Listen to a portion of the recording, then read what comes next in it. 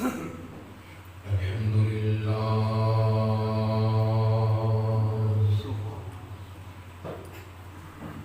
الحمد لله رب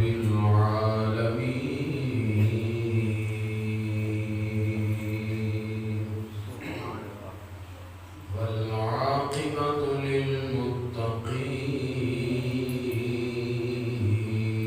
للمتقين والصلاة والسلام على رسوله الكريم أما بعد فأعوذ بالله من الشيطان الرجيم بسم الله الرحمن الرحيم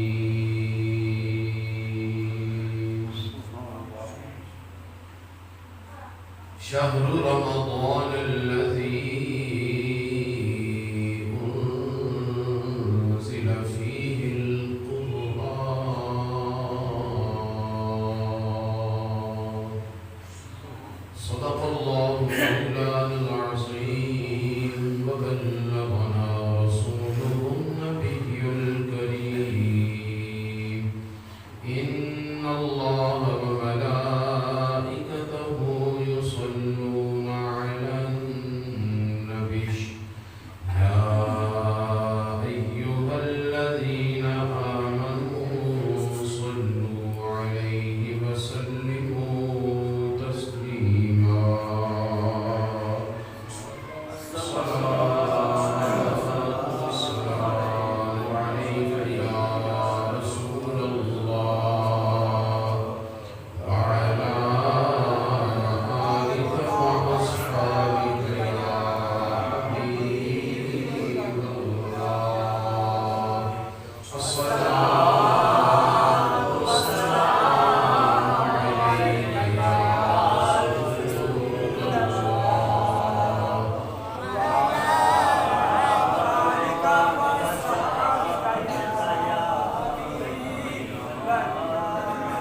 صل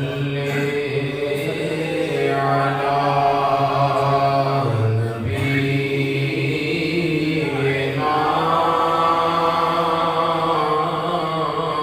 صل على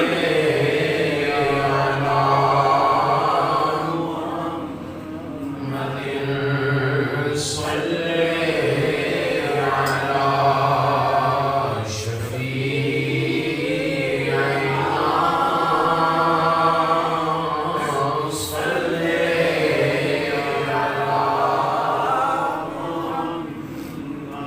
مل کر سارے پڑھیں صل على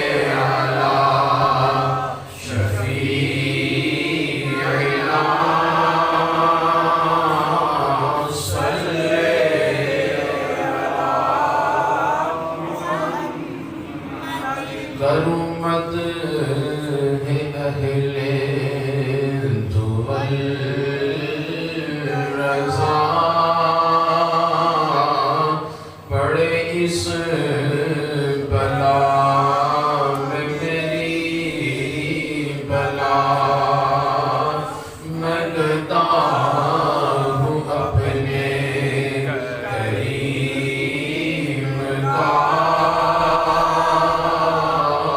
میرا دین پارائے نہ نہیں صلی علی شفیعنا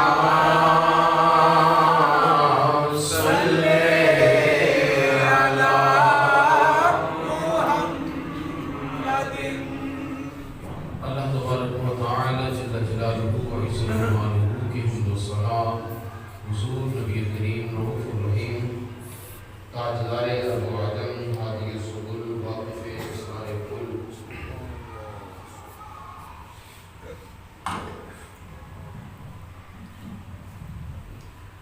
ختم المرسلین شفیع المسلمین امام الانبیاء حبیب کبریاء علیہ تحیت و ثنا آپ کی بارگاہ اقدس میں ہدیہ درود و سلام کا نذرانہ عقیدت نہایت عاجزی سے محبت سے عرض کرنے کے بعد معزز محتشم سامعین و حاضرین، اللہ تعالیٰ کے فضل اور اس کی توفیق سے آج الحمدللہ جمعۃ المبارک کے اس مبارک موقع پر آپ کو اور مجھے اللہ تعالیٰ کے اس گھر میں جامع مسجد کے اندر حاضری کی سعادت حاصل ہو رہی ہے۔ الحمدللہ آج ہم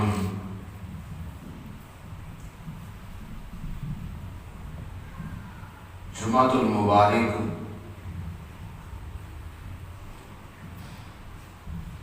استقبال رمضان کریم کے عنوان سے گفتگو کرنے کی کوشش کریں گے۔ اللہ تعالی ہم سب کو اپنے حبیب نبی، دلوں کے طبیب، گناہ گاروں کے شفیع اور بے سہاروں کے سہارا، بے آسروں کے حامی و ناصر نبی علیہ السلام کے توسل، تصدق اور آپ کے توسط سے ہم سب کو راہ ہدایت، صراط مستقیم اور حق پر چلنے کی توفیق عطا فرمائے، حق کا ساتھ دینے اور حق کے ساتھ کھڑے رہنے کی توفیق نصیب فرمائے۔ عزیزان محتشم سامعین کرام، کچھ چیزیں اللہ تعالی نے انسان کو فطرتاً عطا کی ہوتی ہیں۔ انسان کو وہ چیزیں سیکھنے کے لیے باہر کہیں جانا نہیں پڑتا، بلکہ وہ چیزیں انسان کو فطرتاً حاصل ہوتی ہیں، اس کی فطرت کے اندر وہ چیزیں شامل ہوتی ہیں۔ جیسے جیسے وہ پروان چڑھتا ہے وہ چیزیں اس کے اندر موجود رہتی ہیں، تو ان چیزوں کے ساتھ ساتھ پھر وہ زمانے کے حال احوال اور زمانے کو دیکھنے کے ساتھ ساتھ اپنے آپ کو پھر زمانے کے حالات میں ڈھالنے کی کوشش کرتا رہتا ہے۔ تو جو انسان کی فطرت کے اندر شامل ہوتی ہیں، بندہ اپنی فطرت میں وہ چیزیں مجبوراً کرتا ہی رہتا ہے۔ وہ معاملات ہیں، وہ ایسے کام ہوں، وہ عادات ہوں۔ مثلاً انسان کو زندگی بھر نعمتوں میں ترقی اور اضافہ کی آرزو رہتی ہے۔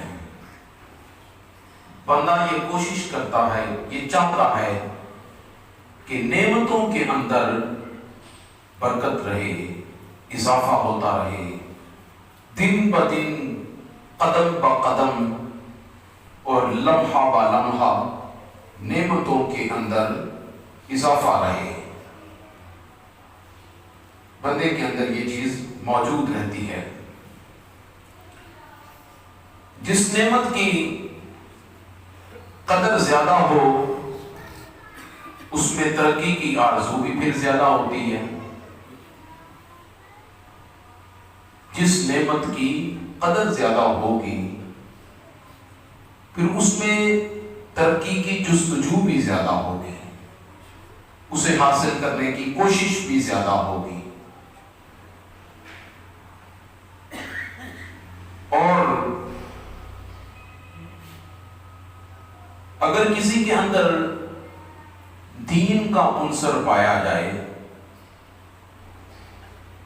تو وہ دینی عنصر کی وجہ سے دینی نعمتوں کے حصول پر اللہ تعالیٰ کو شکریہ ادا کرے گا، دینی نعمتوں پر وہ اللہ تعالیٰ سے اس میں برکت اور اضافے کی جستجو رکھے گا، اللہ تعالیٰ سے دعا کرے گا کہ میرے مولا مجھے زیادہ سے زیادہ قرآن پڑھنے کی توفیق ملے، نماز باقاعدہ پڑھنے کی توفیق ملے۔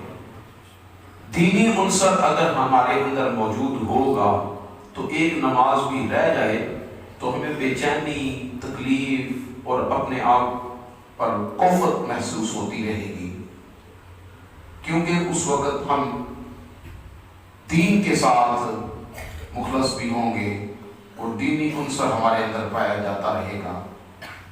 تو دین کے دیندار جو ہوگا اس میں قرآن کی تلاوت کی کثرت کی وہ دعا کرے گا، موقع ملے قرآن کی تلاوت کثرت کے ساتھ کی جائے، دینی محافل کے اندر آنے جانے کی اسے شوق ہوگا، اور وہ دینداری والے جذبات اس کے اندر ابھرتے ہوئے نظر آئیں گے۔ وہ دنیا داری میں اتنی محنت اور اتنی کوشش نہیں کرے گا، جو اس کا نصیب اور جو اس کا حصہ ہے رزق کا اسے مل جائے گا تو وہ اس پر اللہ تعالیٰ کا شکر ادا کرے گا، اور جو نہیں ملے گا اس کی پرواہ نہیں کرے گا، اس کی وہ پرواہ نہیں کرے گا کہ اس کے اندر دینی جذبات ہیں۔ اس کے برعکس اگر آپ دیکھیں تو جو دنیا دار ہے وہ دنیا کی لالچ میں اس کی اپنی آرزویں، اپنی خواہشات ہیں، اس کا بینک بیلنس بڑھ جائے، اس کا روزگار اچھے سے اچھا، وسیع سے وسیع اور بلند سے بلند ترین ہوتا چلا جائے، اس کی اپنی خواہشات ہیں۔ اگر ایک سوسائٹی کے اندر ایک گھر ہے، اس کی مزید کوشش ہوگی اس سے اچھی سوسائٹی کے اندر پھر اس سے بڑا گھر ہو، ایک گاڑی یا دوسری گاڑی کی تمنا کرے گا،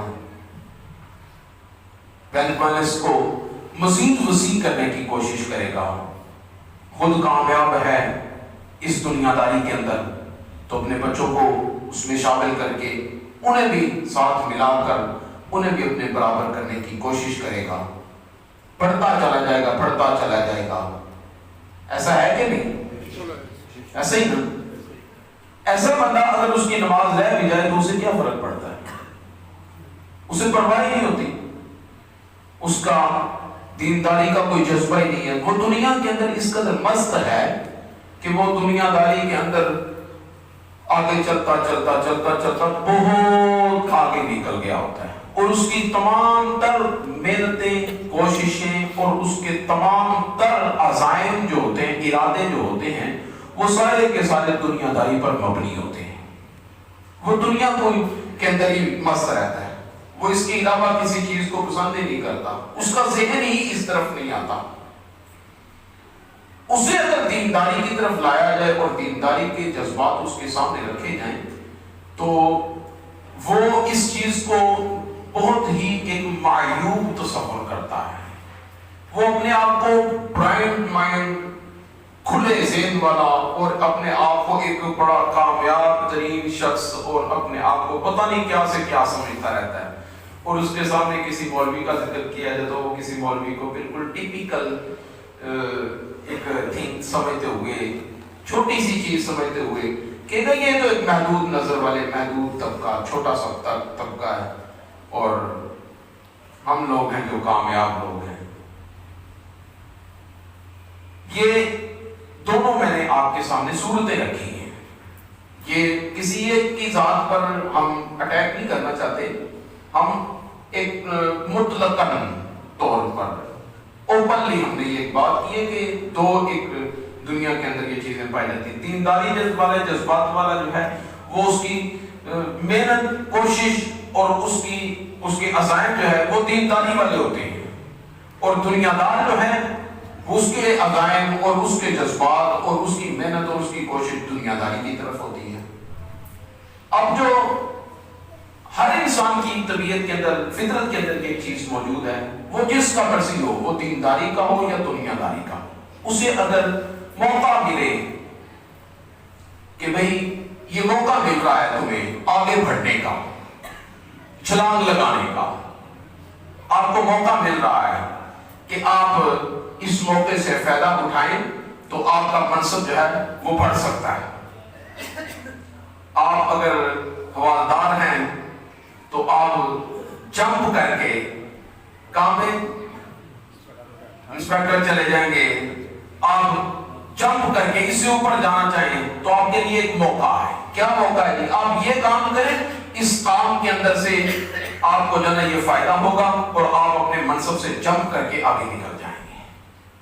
پھر وہ اس منصب کے لیے کوشش کرتا ہے، تگ و دو کرتا ہے، دن رات اس کے ذہن کے اندر، دماغ کے اندر یہ چیز رہتی ہے. ایون کہ رات کو وہ خواب میں سوتا ہوا اگر کچھ دیکھتا ہے تو وہ یہ دیکھتا ہے کہ میں اوپر بڑھ رہا ہوں، میں آگے کی طرف جا رہا ہوں. ایسا ہی ہے نا. اور اگر دینداری والے جذبات ہوں گے تو وہ اسے اگر کہا جائے کہ تیرے لیے موقع ہے تو وہ موقع کو غنیمت جانتے ہوئے کہے گا کہ اگر میں یہاں ہوں تو میں مدینے پہنچ جاؤں. اسے سوتے ہوئے بھی خواب مدینے کی گلیوں میں پھر رہا ہوگا، وہ طواف کعبہ ہی کر رہا ہوگا. اس کی نماز رہ جائے تو وہ سوتے ہوئے بھی خواب میں خود کو روتا ہوا ہی پائے گا کہ میری یہ چیز رہ گئی ہے. یہ چیزیں فطرتاً ہوتی ہیں. تو جو جس کی طبیعت کا حامل ہوتا ہے اس کی طبیعت کے مطابق پھر وہ اپنے اس موقع سے فائدہ اٹھانے کی کوشش کرتا ہے. اب ان دونوں کے اندر سے نتیجہ قرآن و سنت کے اعتبار سے نتیجہ یہ نکلتا ہے جو دنیا دار ہے وہ کوئی بھی ہو، کسی بھی حال میں رہے، اور اگر وہ دینداری کی طرف نہیں آئے گا تو وہ سارے کا سارا نقصان کا پلندہ ہے، وہ خسارہ ہی خسارہ ہے، وہ گھاٹا ہی گھاٹا ہے. اور جو دینداری والے جذبات والا اور دینداری کی طرف اپنے آپ کو لانا چاہتا ہے اور دیندار بن کے رہتا ہے، دین کو دنیا کی وجہ سے نقصان نہیں ہونے دیتا، اصل کامیاب انسان وہ ہے. اصل وہ انسان کامیاب ہے دنیا داری کی وجہ سے جس نے اپنے دین پر دبا نہیں آنے دیا. اسلام آپ کو امیر ہونے سے منع نہیں کرتا، اسلام آپ کو بینک بیلنس بڑھانے سے منع نہیں کرتا. آپ بینک بیلنس بڑھائیں گے تو اسلام آپ سے زکات وصول کرے گا نا. آپ کے پاس مال و دولت ہوگا تو آپ سے زکات لی جائے گی. کیا خیال ہے؟ اگر پاس ہی کچھ نہیں ہے تو زکات کا کانسیپٹ اسلام میں پھر کیوں رکھا ہے؟ اسلام نے امیر ہونے سے منع نہیں کیا، لیکن امیر ہونے کے ساتھ ساتھ اسلام نے یہ کہا ہے کہ کہیں امیر ہو کر آپ ایک ایسے نہ بن جائیں کہ امیری کے اندر فقط آپ کی دنیا ہی آپ کے چاروں طرف گھومتی رہے، دینداری کا کوئی عنصر آپ کے اندر نظر نہ آئے. یہ چیز مانگی ہے کہ آپ دنیا داری کے اندر رہیں، مگر دنیا داری کے اندر رہتے ہوئے دینداری کو پیچھے نہ کریں. آپ کی اولین ترجیح دینداری ہونی چاہیے. دیکھیں دنیا داری کے بغیر دینداری بھی نہیں چل سکتی، دنیا داری کے بغیر دینداری بھی نہیں چل سکتی.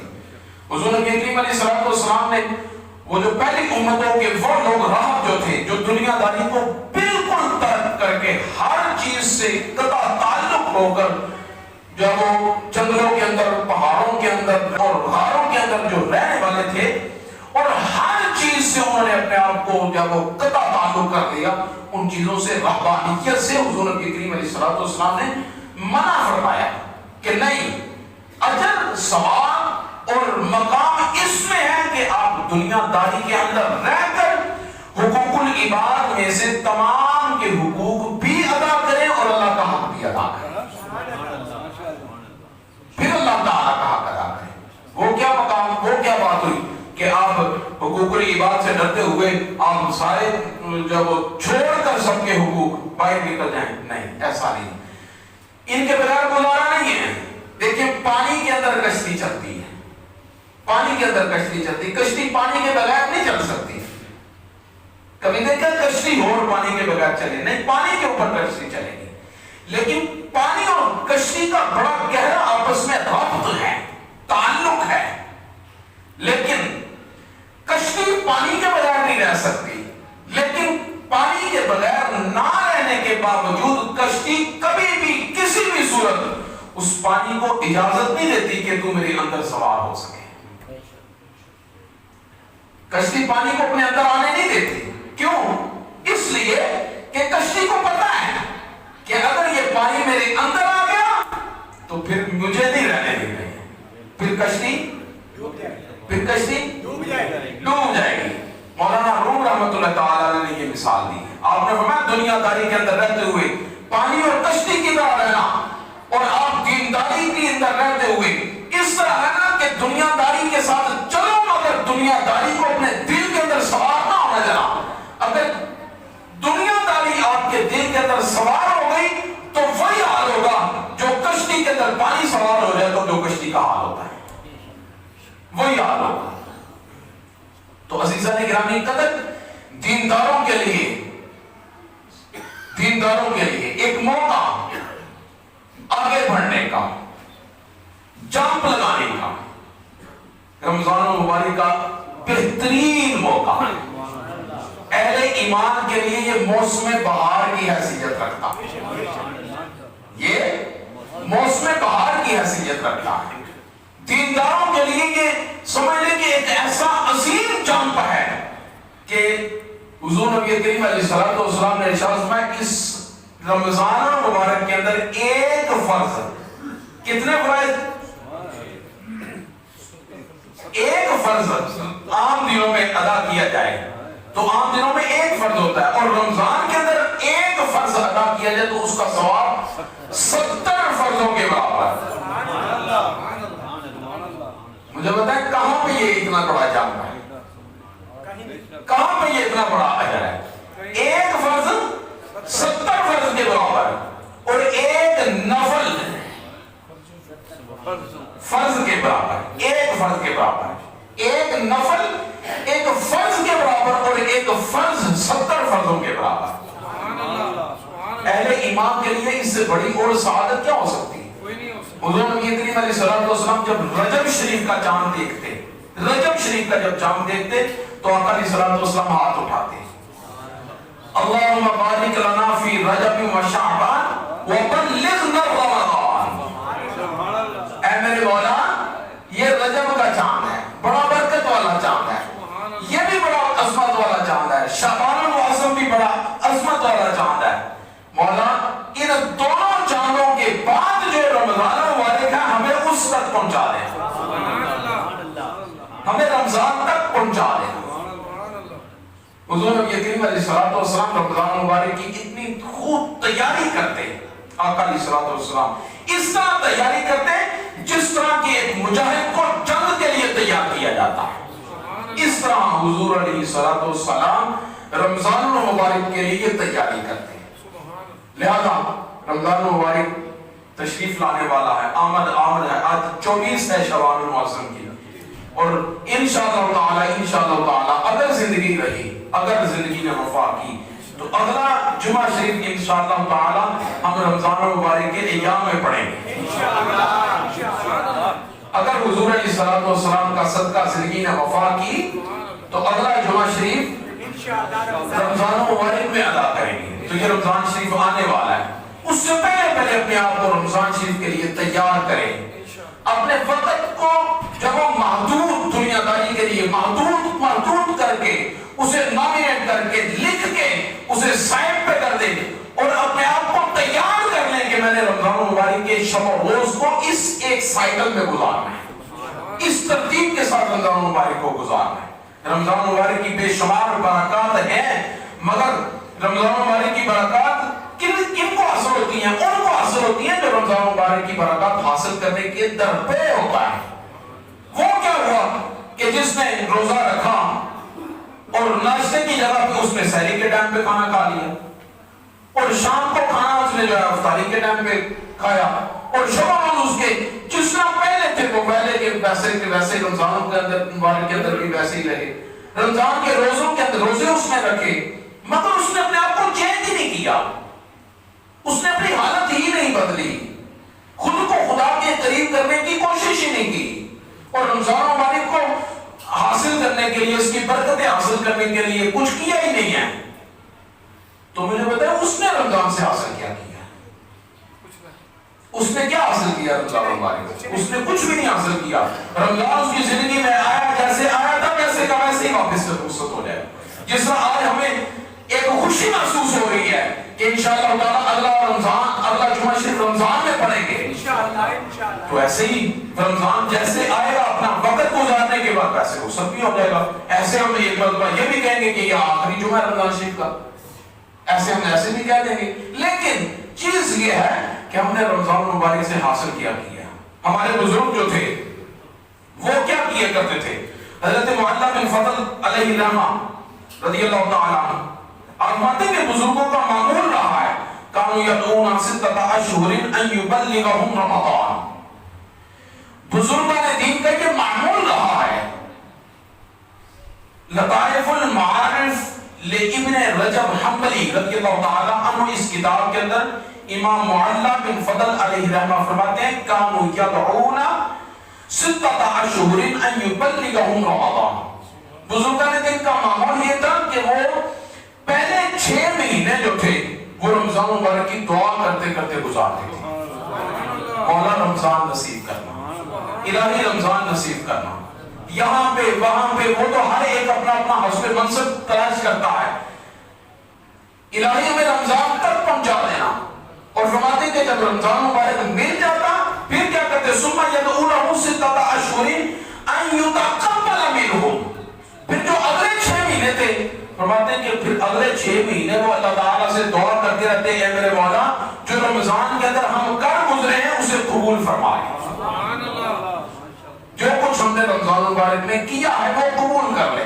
تو جس نے کیا ہی کچھ نہیں وہ کیا دعا کرے، اور جس نے رمضان مبارک کے آنے کی خوشی ہی نہیں ہوئی وہ کیا اس کے استقبال کے لیے کرے۔ لہذا رمضان مبارک بہترین اجر و ثواب کا حامل ہے۔ کریم آقا علیہ الصلوۃ والسلام نے بڑی فضیلتیں بیان فرمائی ہیں۔ ہمارے معاشرے کے اندر یہ ایک نیا ٹرینڈ چل گیا ہے کہ جس نے اس مقدس مہینے کی آمد کی سب سے پہلے خوشخبری سنائی اس پر جنت واجب ہے۔ میسیجز میں یہ چلتا ہے کہ جس نے رمضان کی سب سے پہلے خوشخبری دی اس پر یہ ہے، اس پر یہ ہے، اس پر رمضان مبارک کی خوشخبری دینا اس میں بلا شک و بلا ریب اس میں کوئی شک نہیں کہ یہ خوشی کا سبب ہے، مسرت شادمانی کا وقت ہے، مگر اس سے کسی چیز کا وجوب نہیں ہوتا۔ جنت آپ کے اپنے اعمال کی وجہ سے، آپ کی نیتوں کی وجہ سے آپ پر لازم ہوگی اگر ہوگی، اور اگر نہیں تو کسی مہینے کے آنے جانے سے جنت واجب نہیں ہوتی۔ سمجھ آئی نا؟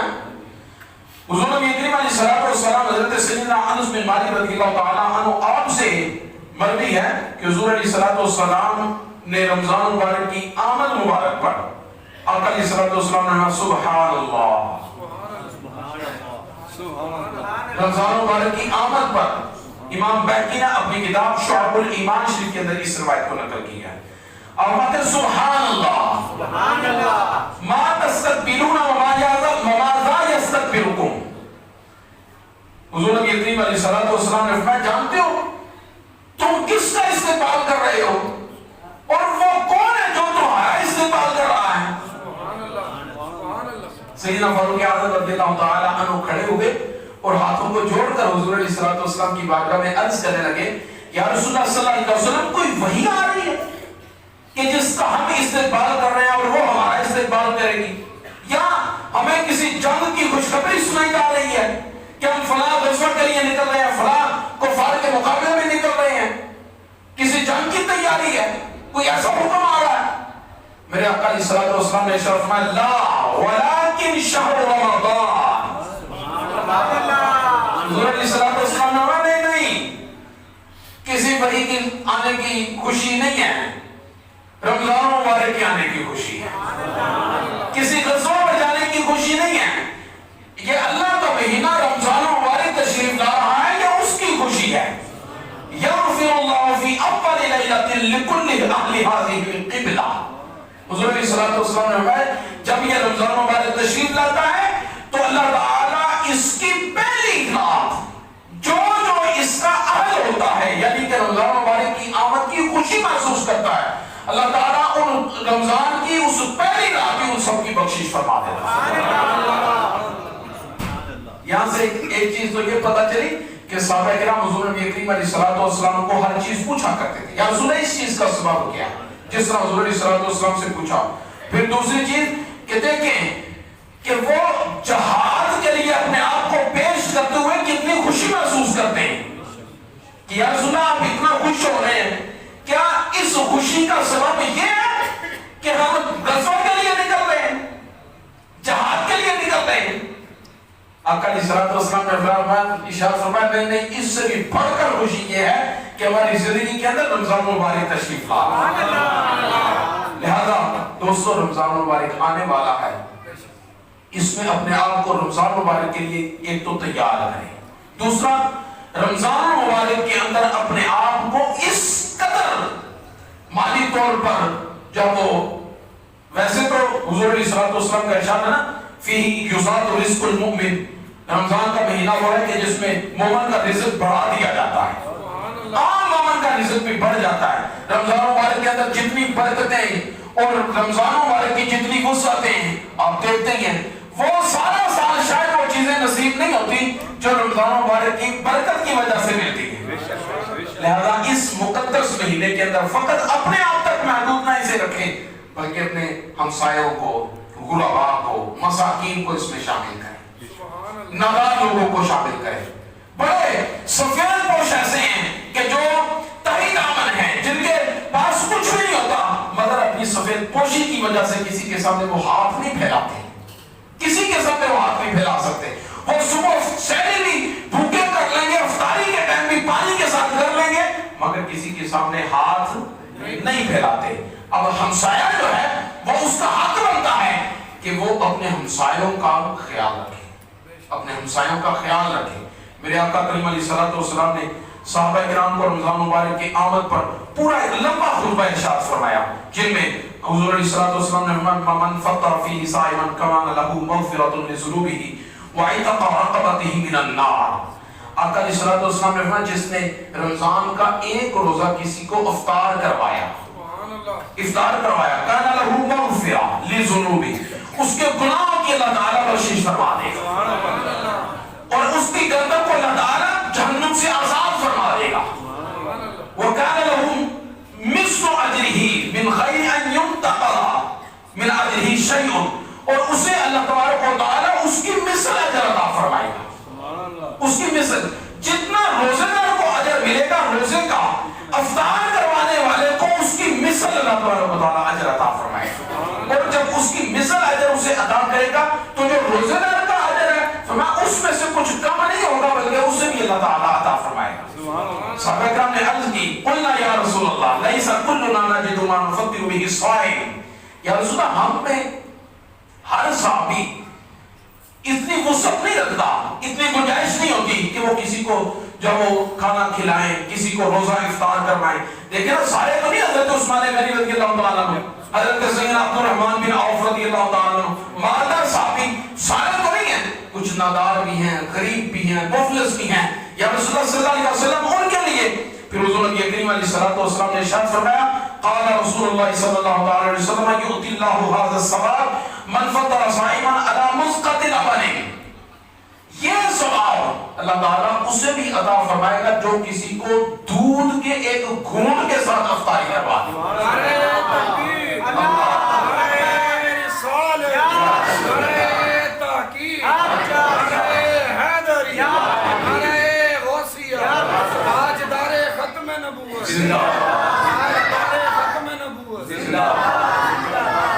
فرمایا من فطر صائما علی مسقط لبن او تمرۃ او شربۃ من ماء، فرمایا کسی کو ایک کھجور کھانے کے لیے دے، ایک کھجور کے ساتھ کسی کی افطاری کروا دے، اسے بھی یہ اجر ملے گا.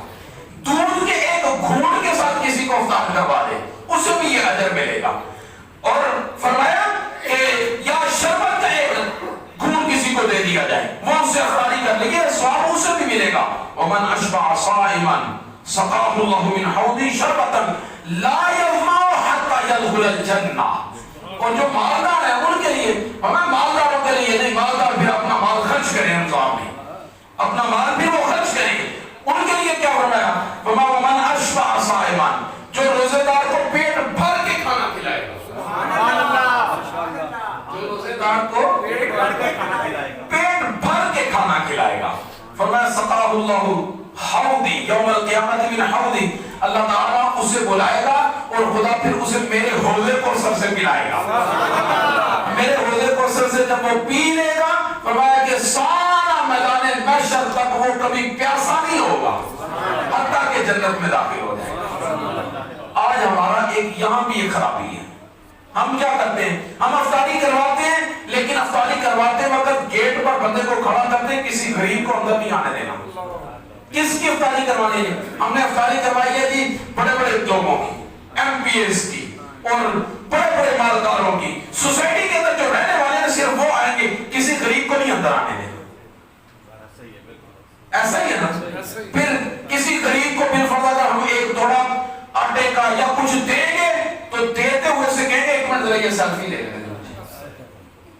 میرے کریم آقا علیہ الصلوۃ والسلام کی یہ تربیت نہیں ہے. اے حضور کے غلاموں، حضور علیہ الصلوۃ والسلام کا یہ فرمان نہیں ہے. ٹی وی چینلز کے اوپر چلا دیا جاتا ہے کہ ہم سحری بھی کروا رہے ہیں یا افطاری بھی کروا رہے ہیں. نہیں، میرے آقا علیہ الصلوۃ والسلام نے تو ارشاد فرمایا کہ اگر کسی کو کوئی چیز دے تو آپ دائیں ہاتھ سے دیں تو آپ کو بائیں کو نہ خبر ہو، دائیں ہاتھ سے دیں تو آپ کے بائیں ہاتھ کو خبر نہ ہو، بلکہ یہاں تک فرمایا کہ جس کو کچھ دے تو اس کی طرف دیکھے نا، کہ آپ کی نظر کے ساتھ وہ نظر ملائے گا تو اسے شرمندگی محسوس ہوگی، پھر آپ اس کی شکریہ کا انتظار نہ کریں کہ میں نے اسے یہ کچھ دیا پھر وہ میرا شکریہ ادا کرے، میرے ساتھ اچھا. نہیں، یہ اجر اسے دے کے اگر یہ ساری چیزیں آپ نے لے لی تو آپ کو یہ اجر کی طور پر یہ ساری چیزیں دنیا میں مل جائیں گی، قیامت والے دن آپ کے لیے کچھ بھی نہیں. عزیزان اکرامی قدر، رمضان مبارک صبر کا مہینہ ہے، مواخات کا مہینہ ہے، لیکن اسے ضائع نہ کریں. ہمدردی کے ساتھ، ہمسایوں کے ساتھ اچھے سلوک کے ساتھ، غریبوں ناداروں کو اپنے پاس بٹھا کر حضور نبی کریم علیہ الصلوۃ والسلام نے یہ تعلیم دی ہے. آقا علیہ الصلوۃ والسلام، ایک عورت آقا علیہ الصلوۃ والسلام جا رہے ہیں، صحابہ کرام حضور نبی کریم علیہ الصلوۃ والسلام کے ساتھ ہیں. ایک پاگل عورت حضور علیہ الصلوۃ والسلام کو روک کے کھڑی ہو گئی. پاگل عورت، مدینے کے سارے لوگوں کو پتہ یہ پاگل ہے، کوئی بھی اس کے پاس کھڑے ہی نہیں ہوتا. حضور علیہ الصلوۃ والسلام کو اس نے روک لیا اور کھڑے ہو گئے. اب گرمی کا موسم ہے، دھوپ کے اندر وہ کھڑی ہے. اب وہ تو مینٹلی طور پر پاگل ہے، اسے دھوپ یا سردی گرمی اس پر تو اثر نہیں کرتی. اس نے حضور کو دھوپ میں کھڑا کر دیا. حضور دھوپ میں کھڑے اس کی بات سن رہے ہیں. وہ باتیں بھی پھر کیا کر رہی ہے؟ وہ پاگل ہے، وہ ادھر کی ادھر، ادھر کی ادھر، وہ ماری جا رہی ہے. سرکار اس کی سن رہے ہیں. ذرا محسوس تو کریں، حضور اس کی باتیں سن رہے ہیں. صحابہ کرام نے گرمی محسوس کی تو صحابہ کرام ہٹ کے ذرا سائے میں چلے گئے. حضور پھر وہیں پہ کھڑے، میرے کریم وہیں پہ کھڑے. آقا علیہ الصلوۃ والسلام کو صحابہ کرام نے کافی دیر گزرنے کے بعد عرض کی، یا رسول اللہ صلی اللہ علیہ وسلم یہ تو پاگل ہے، اس کی تو کوئی بات نہیں سنتا، اس کے اندر کہیں قریب نہیں کھڑا ہوتا. یا رسول اللہ صلی اللہ علیہ وسلم شدت کی گرمی میں آپ دھوپ میں کھڑے ہیں، آپ چھوڑیں اس وہاں واپس چلیں. میرے کریم آقا علیہ الصلوۃ والسلام نے انگلی مبارک کے اشارے سے فرمایا نہیں، خاموش ہو، ایک منٹ اس کو اپنی بات پوری کرنے دو. جتنا وہ ٹائم لگانا چاہتی ہے لگاؤ. کیوں کہ کائنات کے اندر اس کی میں نہیں سنوں گا تو پھر اس کی سنے گا کون؟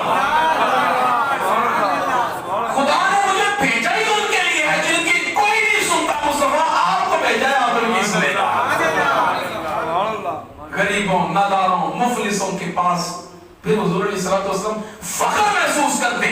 आका अलैहिस्सलाम, किसी बच्चे ने आका अलैहिस्सलाम की बारगाह अक़दस में मस्जिद में एक शख्स आया और आकर वो साथ बच्चे को ले आया। जब वो बच्चे को लेकर आया तो हुजूर नबी करीम अलैहिस्सलाम की बारगाह अक़दस में मस्जिद के अंदर उस बच्चे ने पेशाब कर दिया।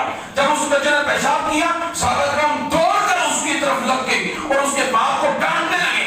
मेरे बाबू अलैहिस्सलाम ने नहीं, ठहर, आपके खौफ की वजह से उसका कहीं पेशाब यहाँ पे रुक ना जाए, अब उसे मुकम्मल कर लेने दो अगर उसने कहा है। मेरे करीम आका अलैहिस्सलाम बाद में हुजूर अलैहिस्सलाम ने, चूंकि वो मट्टी की थी, हुजूर अलैहिस्सलाम ने वो सफ़े भी उठवाई और उसमें से उतनी मट्टी भी उठवाकर सहाबा किराम रिज़वानुल्लाहि तआला अलैहिम अजमईन से फरमाया कि नहीं, किसी को समझाए तो इस तरीके के साथ समझाए कि वो आपकी समझ से समझ जाए, आपकी समझ की वजह से वो बिगड़ ना जाए। लिहाजा ऐ दोस्तों, ये नादारों के साथ मुफलिस लोगों के साथ मोहब्बत का महीना है।